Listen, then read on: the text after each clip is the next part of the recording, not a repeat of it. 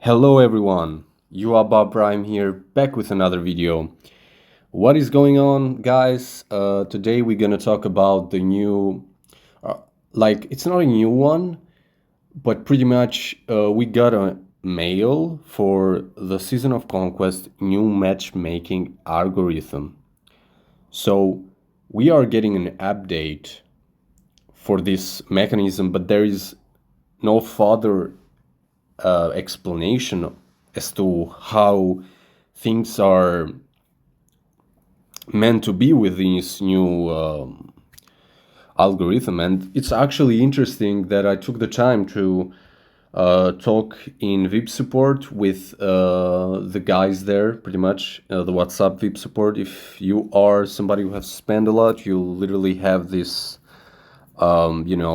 sort of luxury to talk there and get information not much more, I would say, because you can literally get information in the same way, because it works like the same way as this, customer service here, which never mind, I'm not gonna open that.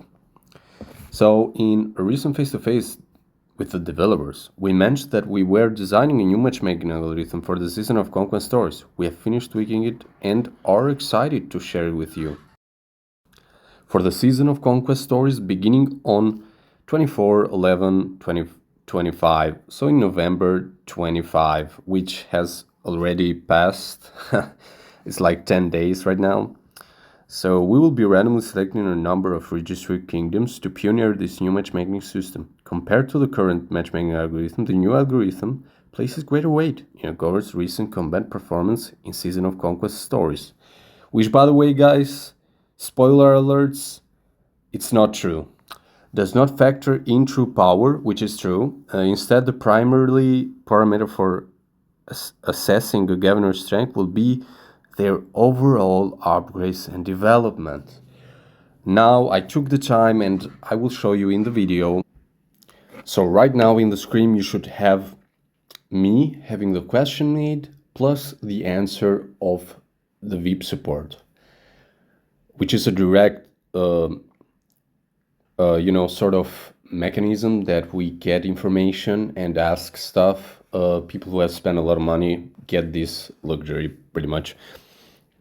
And which is interesting because my question was I was very curious, like, what do they mean by upgrades and developments? They told me that literally the main factor for that will actually determine a kingdom's matchmaking system and measure the whole progress of a kingdom, or sort of like punching power, will be armaments plus equipments, commanders, and yada yada yada, but not power. So this is a good step to go further. I think they will change it because this is pioneer, but they will try this at first and then move forward. So why do I think that this is not such, in particular, such a good upgrade, like such a good update? Like, pretty much I'm very skeptical about this update. And in all honesty, I expected something different. For example, I asked them about the non-combatant governors who haven't pretty much given a lot of weight. I mean, there should be a sort of like measurements to like measure somebody as to is he active or is he inactive, which we all know that we do it manually ourselves. Every kingdom has this pretty much. It's called a scan. So you monitor the governor, your own players' progress throughout the KVK, how much kill points they do, how much deaths they get, yada yada yada. You have a sort of requirements, and then if everybody reaches at least 80% of the kingdom or 90% of the kingdom reaches their own requirement, the kingdom can expect to raise them for the next KVK to see how people will react to this sort of, that's how kingdom work. Never mind, we ain't gonna get into that. So my question was pretty straightforward. Will the non-combatant players, governors, not be allowed to take part in battles, to like be just like the vacation permits? And you know what was the answer? The answer was no. The non-active combatant, people who maybe not are as active as you know, fighting and yada yada yada, will be free to enter Lost Kingdom no matter what. So this update favors the non-active players yet again, which is not fair. Not fair at all, to be honest. This is a game that requires activity. If you don't like it, there's Farmville, there's Clash of Clans, there's a lot of games that aren't or will not require from you a whole day commitment. We are all humans, because I know that a lot of people will say, oh, I have a job, I have that, I have a job too, somebody else has a job too.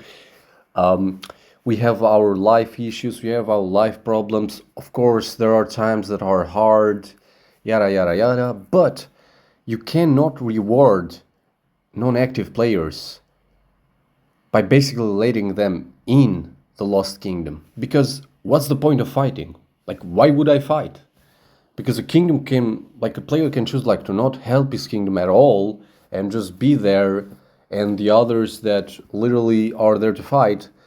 Pretty much this will mean that a lot of people might leave their own K-Days, because it's sort of like a weird way, but to be honest, it doesn't work like that.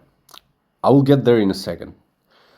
So even if you are a non-combatant, so it means a non-active participation, at least at these fights, whatever, because they will have a sort of like way of measurements to like keep your progression through getting kills and such. I think they will have it, but it wasn't clear.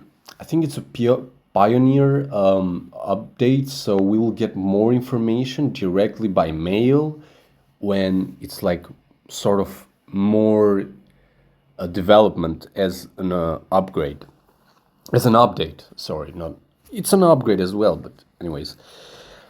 So pretty much nothing has changed. The only thing that has changed is that your power doesn't matter anymore. So if you are 100 million power, if you are 1 billion power, the game doesn't care. So pretty much is your armaments and equipments and whatever is a combatant stat. Maybe your VIP, sort of that nature will accurately impact the matchmaking pretty much. Which is pretty nice. Don't get me wrong, but I asked something else, because at the end that you will see right now will be another picture, which was today's response, by the way. What was for the game, like for this algorithm, what was a KVK participant?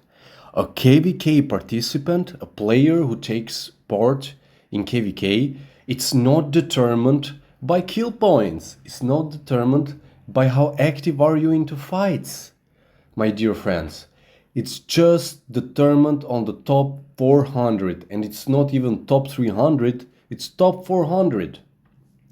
So literally, big news, this update doesn't change anything in regards of you choosing to be inactive or non-inactive. You still impact the kingdom's KVK matchmaking, so you have to reach your requirements no matter what. Whatever requirement that KD giving you, bro, you still have to reach it, because you have an impact in this matchmaking algorithm, because you are in the top 400. Therefore, your farms, everything is an active combatant, bro.